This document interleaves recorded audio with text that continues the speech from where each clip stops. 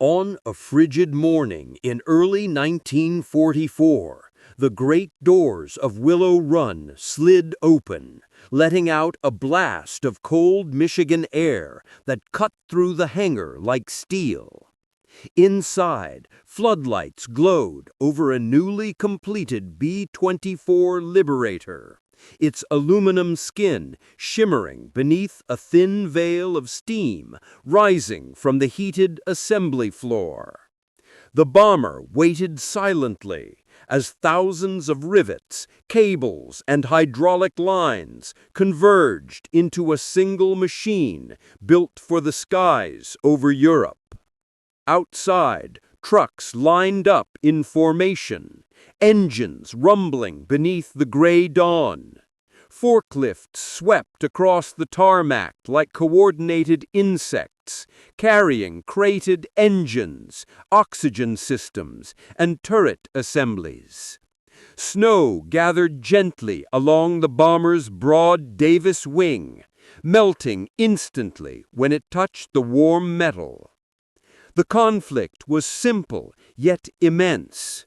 America was losing bombers faster than they could be replaced.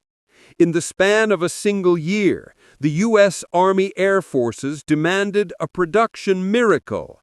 Machines capable of flying 2,100 miles, carrying 8,000 pounds of bombs, and surviving the flak-filled corridors of Europe. The voices of critics echoed across the nation. Car factories can't build airplanes. It's impossible. Yet the bomber in front of the hangar said otherwise. Beneath the cold morning light, its engines glinted with the promise of an industrial revolution unfolding in real time. As ground crews rolled the aircraft toward the runway, a single thought framed the moment. If Willow Run failed, the air war over Europe could collapse. If it succeeded, history would never forget it. To understand why Willow Run mattered, we return to 1941, months before America officially entered the war. The United Kingdom struggled to maintain its bomber fleet, and the U.S. Army Air Forces prepared for the possibility of global conflict. Aircraft manufacturers were already over capacity. Every assembly plant in the nation seemed stretched beyond limits. At this moment, the Ford Motor Company entered the picture, not as an aircraft manufacturer, but as an industrial giant known for automobiles. Ford's founder, Henry Ford, had revolutionized manufacturing with the moving assembly line for the Model T. Yet aircraft production was nothing like building cars. Airplanes required tolerances within thousandths of an inch, complex materials, and hand-fitted components. Consolidated Aircraft Corporation, designers of the B-24, doubted that Ford could mass-produce their bomber. Aviation experts declared the idea absurd. Many insisted that aircraft assembly would always remain a craft, not an industry. Yet in southeastern Michigan, a vast plot of farmland was cleared for something the world had never seen before. A single building, over a mile long, with its own internal rail lines, furnace systems, and machine shops. The Willow Run Bomber Plant. Workers called it the monster. Engineers called it the experiment. Strategists called it the gamble America had to take. The goal was unthinkable: to build B-24s faster than any nation had ever imagined. By late 1942, the war in Europe intensified. The 8th Air Force launched deep penetration daylight bombing missions over German-held territory, flying into skies lined with anti-aircraft batteries and Luftwaffe interceptors. Losses were staggering. A single bad mission could cost dozens of bombers. Commanders warned that without a massive increase in replacements, the air offensive could collapse. The B-24 Liberator, faster and longer ranged than the B-17, was vital to these missions, but production lagged behind demand. Consolidated Aircraft and other manufacturers pushed their facilities to the limit, yet bottlenecks were everywhere. Forging of wing spars, machining of engine mounts, turret production, and the complex Davis wing. The War Production Board knew that traditional aviation factories alone could not meet the needs of the planned oil campaign and Berlin operations. They needed a radical shift, an industrial base capable of delivering machines at a pace matching battlefield attrition. Willow Run, still struggling through its chaotic early months, seemed unlikely to help. The plant missed deadlines. Transporting components across its vast interior caused delays. Many workers had never touched an aircraft part before. Critics grew louder. Ford had overreached. The gamble was failing. Some officials privately recommended shutting the plant down altogether. The Army Air Forces, however, could not afford failure. They needed thousands of B-24s, and they needed them yesterday. This pressure became the driving force behind Willow Run's transformation. The factory had no choice: evolve or collapse under the weight of war. The stakes were nothing less than the strategic survival of the Allied bombing campaign. From the perspective of Willow Run's workforce, the war felt both distant and intensely immediate. Most employees had never seen Europe, but they read the headlines: Regensburg, Schweinfurt, Ploesti, and knew exactly why each rivet mattered. The hum of machinery echoed across the mile-long plant, merging with the rhythmic pounding of hydraulic presses that shaped the bomber's aluminum bones. Shifts rotated around the clock. Workers stepped into the plant at midnight, while snow fell silently outside, the interior illuminated by thousands of overhead lamps that turned night into day. In the heat of the foundry section, furnace doors glowed orange as metal was heated, stamped, and reformed into critical components. The workforce was diverse: farmers, auto mechanics, recent high school graduates, mothers entering industrial work for the first time, and migrants who had traveled from several states for reliable wartime employment.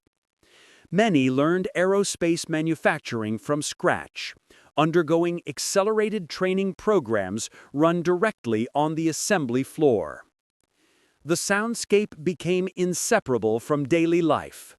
The clatter of rivet guns firing in synchronized bursts, conveyor belts rattling overhead, forklifts screeching as they moved crates of twin Wasp engines, and the steady thump of wing jigs rotating fuselage sections into place. Challenges were constant. Temperature inside the plant varied wildly: overheated near the furnaces, freezing near loading bays. New workers sometimes struggled with precision tasks, causing delays. Engineers debated over assembly tolerances, revising the workflow almost weekly in an effort to reduce error rates. Yet despite the chaos, a shared understanding took root. Every B-24 that left Willow Run was heading to the 8th or 15th Air Forces, flying through flat corridors over Europe. The workers felt the weight of this reality. They didn't need speeches or slogans. The news of bomber losses told them everything. And so the workforce, tens of thousands strong, pushed the assembly line closer to the impossible goal that critics said could never be reached. From a systems perspective, Willow Run was not merely a factory. It was a supply ecosystem. a complex organism dependent on thousands of interlocking processes. Engineers tracked every stage of B-24 construction, mapping out bottlenecks. Wing spar machining took too long. Hydraulic line installation caused repeated delays, and mid-fuselage assembly required more specialized workers than the plant currently had. Ford's management analyzed these interruptions using methods adapted from automotive production. Instead of treating each aircraft as a unique handcrafted machine, they redefined it as a sequence of standardized modules. The goal was to transform aviation into an industrial science. But aviation resisted simplification. Aircraft tolerances were unforgiving. A misaligned wing root or an incorrectly torqued bolt could compromise flight stability. Inside the factory, a dedicated logistics rail line snaked through the building, delivering components from different wings of the plant. These internal trains were scheduled with precision, but even slight disruptions cascaded into hour-long delays. A missing engine mount bracket in the morning could halt fuselage completion by afternoon. The War Production Board monitored the situation closely. Reports from inspectors described early Willow Run products as mixed in quality. Some airframes required rework, others needed turret refits. Engineering teams raced to identify root causes. Was it inexperienced labor? Was it inadequate tooling? Was it poor workflow sequencing? The truth was that all these factors interacted simultaneously. Meanwhile, Henry Ford's son, Edsel Ford, deeply involved in wartime production, pushed for tighter collaboration with Consolidated Aircraft.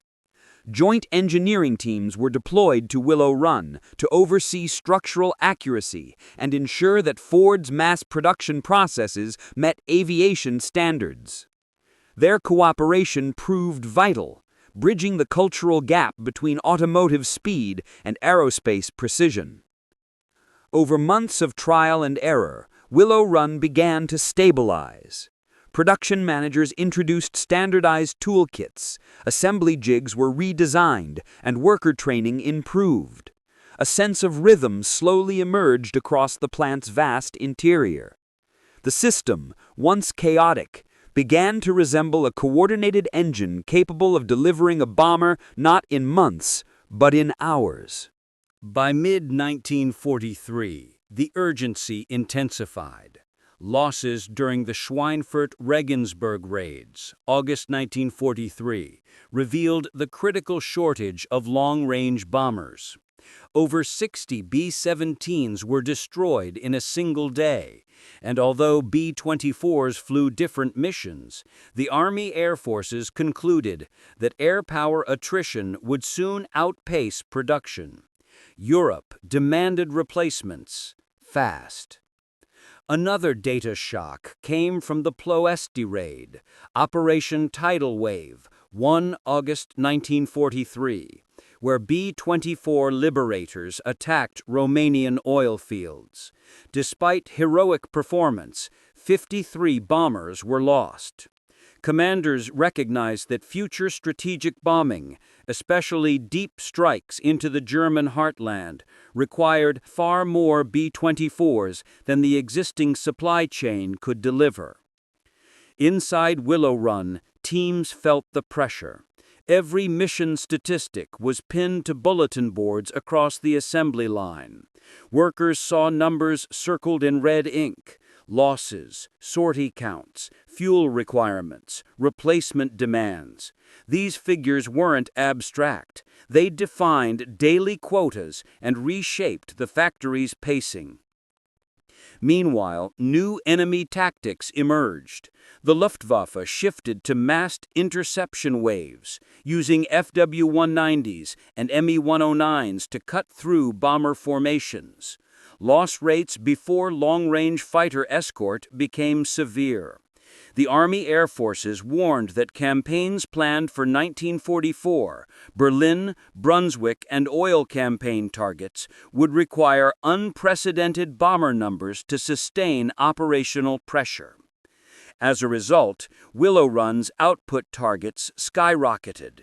The original goal of 1 B-24 per month per workstation was obsolete. The new objective, pushed jointly by Ford managers and Army officials, was historic: 1 bomber every hour. The scale of escalation was immense. The plant consumed metals, wiring, and rubber at a pace unseen in civilian manufacturing. Tool and die shops operated 24/7. Engineers slept in offices, sketching redesigns on drafting paper illuminated by desk lamps. Some sections of the plant became so hot from continuous operation that shift supervisors installed industrial fans just to keep workers from collapsing. Yet despite the heat, exhaustion, and noise, morale rose. Workers understood that every improvement shortened the time before a B-24 reached Europe, where air crews, strangers they would never meet, depended on these machines for survival. The war tightened around the world, and Willow Run pushed harder, racing against both the enemy and the clock. The turning point came in early 1944. After months of troubleshooting, Willow Run reorganized its entire production flow. Engineering teams mapped every step of B-24 assembly, identifying inefficiencies. They redesigned tooling stations, established clearer pathways for component movement, and implemented a more synchronized sequencing system. A crucial breakthrough was modularization.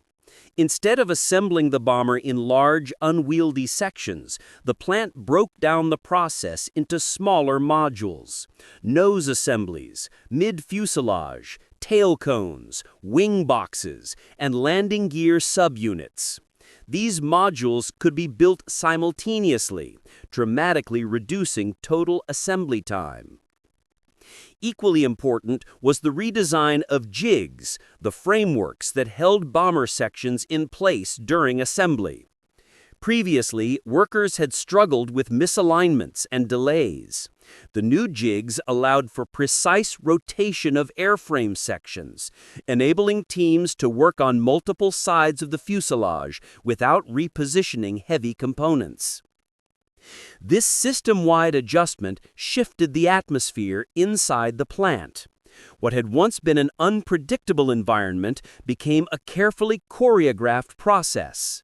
Supervisors walked along catwalks above the line, observing the synchronized movement of parts, workers, and machinery. The sounds of the plant, rivet guns firing in measured bursts, engines being hoisted into place, conveyor rails humming overhead, felt less chaotic and more like industrial music.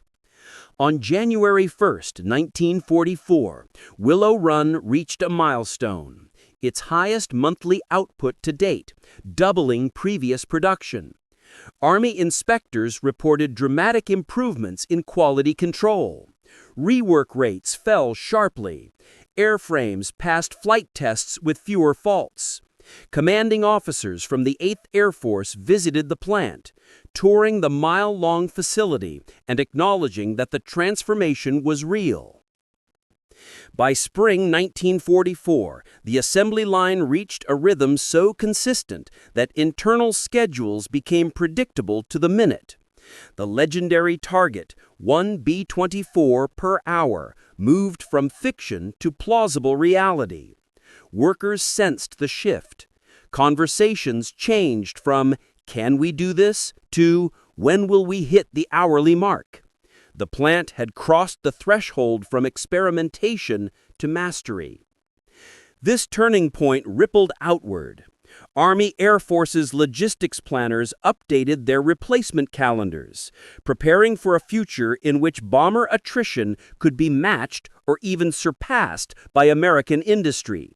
For the first time, the strategic bombing campaign had a stable supply of machines.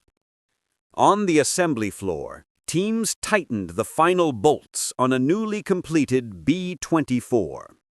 The bomber's nose art, added by military crews after delivery, was still absent, just aluminum skin reflecting the factory lights. Workers watched as the aircraft rolled slowly toward the hangar doors, the rumble of its wheels merging with background machinery. Across the Atlantic, far from Michigan, bomber groups of the 8th Air Force prepared for missions over occupied Europe. Crews walked past rows of bombers at airfields in England, checking oxygen masks, flak vests, and ammunition belts. They knew replacements arrived from Willow Run and other plants, but they rarely saw the machines before they became symbols of survival or loss during combat. At U.S. shipping ports, cranes lifted crated components, spare engines, and entire airframes onto Liberty ships. Logistics officers coordinated schedules, ensuring that the right aircraft arrived at the right air groups. These supply chains linked factories, ports, convoys, and finally airfields thousands of miles away. Inside Willow Run, brake whistles echoed. Workers lined up for coffee and a few minutes of rest. Outside, snow layered the airfield. Even during breaks, the plant never slept. Another shift stepped onto the floor, continuing tasks left only minutes earlier. The sense of movement was constant, relentless, unstoppable. In England, crews climbed into their B-24s as dawn lit the horizon. Engines roared to life one by one. The sound shook the ground, vibrating through the boots of every man standing nearby. They launched into freezing altitudes where condensation trails marked their passage through hostile skies. Few thought about the exact place where their aircraft had been built, but all depended on its reliability. Reports flowed back from the front. Bombers lost, damaged, or returned safely. These updates were transmitted to American production planners, influencing schedules at Willow Run. The connection between Michigan and Europe tightened. Every combat report became a trigger for new production targets. As one bomber cleared the assembly line, another took its place. Workers moved in unison, reading blueprints, installing wiring harnesses, fitting turrets, testing hydraulics. They didn't know the crews who would fly the machines, but the thought lingered. Someone's life would depend on the quality of every part assembled. By mid-1944, the pressure reached its peak. The Allied push into Western Europe had begun after D-Day, and the bombing campaign intensified. Germany's remaining industrial centers, fuel depots, and transportation networks became prime targets. The U.S. Army Air Forces demanded more B-24s than ever before, and Willow Run stood at the center of this logistical storm. Inside the plant, every department, from tool and die to final assembly, operated with near-perfect synchronization. The mile-long factory floor shook with continuous motion. Conveyor rails clattered overhead. Riveting teams fired bursts that echoed like metal heartbeats. Forklifts swept across polished concrete, while cranes lowered engines into mounts with surgical precision. The climax of Willow Run's wartime journey arrived when the plant reached a rhythm few had believed possible. Output reports recorded aircraft rolling off the line in rapid intervals. For brief, extraordinary periods, the plant approached the legendary goal, one B-24 Liberator completed every hour. This achievement was not a marketing slogan, but a reflection of peak synchronized production across shifts. The moment carried weight far beyond factory walls. Army inspectors noted that aircraft arriving from Willow Run passed flight checks with unprecedented consistency. the strategic balance began to shift. Replacement bombers filled gaps left by combat losses, allowing group commanders to maintain operational strength without compromising mission tempo. At field depots in England and Italy, newly arrived B-24s gleamed with factory-fresh aluminum. Crews commented on standardized wiring layouts, smoother hydraulics, and reliable turret systems. Technicians found fewer discrepancies in flight control assemblies, proof that Willow Run's relentless pursuit of refinement was paying dividends under the harshest wartime conditions. Back in Michigan, no single person celebrated. The plant did not pause. Shift whistles blew. More workers entered. Others clocked out exhausted but determined. The factory's peak performance was not a single event. It was a sustained, grinding push driven by tens of thousands, each contributing a small but essential part. This was Willow Run's defining moment. The point where a doubted concept, cars can't build planes, transformed into a historical fact. America's industrial might had reached its crescendo, and the world felt the shockwave. As production surged, Willow Run helped reshape the strategic air war. With more B-24s available, the Army Air Forces intensified operations across multiple theaters. Bomb groups flew deeper into German airspace, striking oil facilities, rail yards, and aircraft assembly plants. The increased availability of replacement aircraft meant that mission planners could sustain pressure even during high-loss periods. In the oil campaign of late 1944, the abundance of B-24s enabled continuous strikes against refineries in Germany, Hungary, and Austria. These raids disrupted the enemy's fuel production, contributing to mounting shortages for the Luftwaffe and armored units on the ground. Aircraft produced at Willow Run were part of this sustained pressure, arriving in squadrons that helped maintain the tempo of operations. Meanwhile, in the Pacific, B-24s served in long-range patrol and bombing roles across vast distances. Their extensive range made them ideal for island-hopping campaigns and maritime interdiction. Replacement bombers from Willow Run ensured that these missions continued without interruption despite harsh tropical conditions. By the final months of the war, the industrial capacity built at Willow Run proved decisive. It demonstrated that the United States could not only match battlefield attrition, but exceed it, projecting air power on a scale unmatched by any belligerent. This was not merely a victory of engineering, it was a strategic triumph of logistics and production. Germany's ability to resist long-range bombing deteriorated steadily. The cumulative effect of sustained raids, made possible in part through continuous bomber output, inflicted pressure that no single mission could achieve. Willow Run's contribution was thus indirect, yet indispensable. It enabled persistence. As victory approached, the plant's vast operations finally began to slow.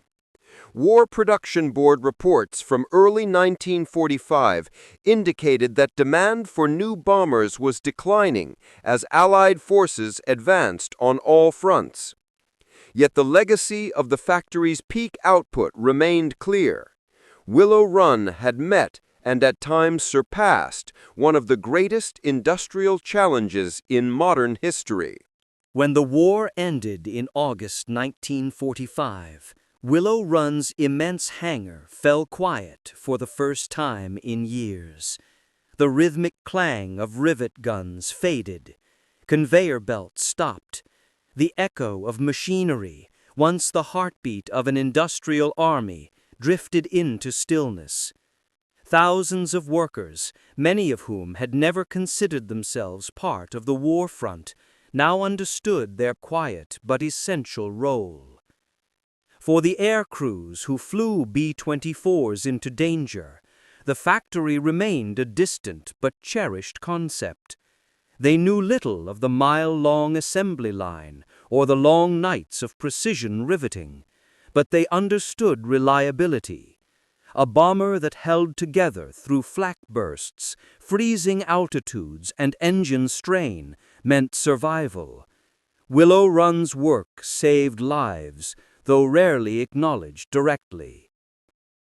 Historians would later remark that the American home front represented one of the most profound demonstrations of collective industrial effort.